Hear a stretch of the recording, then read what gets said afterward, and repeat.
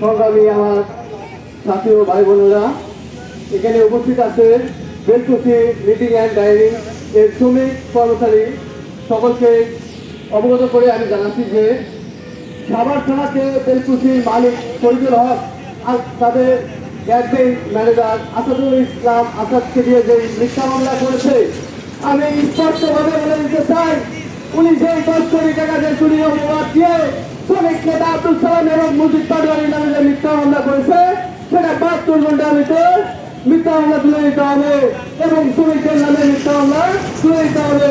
এমনকি তাকে দল মিটিং এ বসে এটা সুষ্ঠু সমাধান করতে হবে। তিনি কেন্দ্র পারে এই মিথ্যা মামলা করে আবার তার সহযোদ্ধাদের সন্ত্রাস বাহিনী নিয়ে হোটেল 300 বসে মিটিং করে আবার বলে যে তারা জামিন নিলে আমি আবার মামলা করবো, আমি আবার তাদের উপর হামলা করবো। আমি সবার তলার বসে সরকারি সরকারে বলে দিতে চাই, তিনি কত টাকার বিনিময়ে বিনা তদন্তে এই মিথ্যা মামলা তিনি গ্রহণ করেছে। এমনকি তিনি আমাকে যত হয়রানি করেছে, আমার যদি ক্ষমতা থাকতো আমি তাকে বুঝাই দিতাম যে হয়রানি কাকে বলে। তিনি বিভিন্ন সময় বিভিন্নভাবে ল্যান্ডলাইন নাম্বার ইউজ করে আমাকে যা তা বলেছে। এমনকি তিনি আমাকে তুলে নিয়ে যাওয়ার জন্য 2 গাড়ি পুলিশ ফোর্স পাঠিয়েছিল।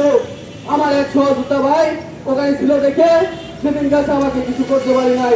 এমনকি আমার সহযোদ্ধা মুজিব ভাইয়ের অফিসে 2 দিন পুলিশ এসে বলে গেছে তাদেরকে তুলে নিয়ে যা খুন করে দেবে। বা আমি বলতে চাই, তদন্ত না করে কেন এই মিথ্যা মামলা গ্রহণ করে। আমি সর্বশেষ করে একটা কথা বলতে চাই, আমরা যে আলটিমেটাম পেয়েছি আমরা সেই অনুযায়ী কাজ করবো। তাই এই বলে আমি আমার সংক্ষিপ্ত বক্তব্য শেষ করছি। সকলকে ধন্যবাদ।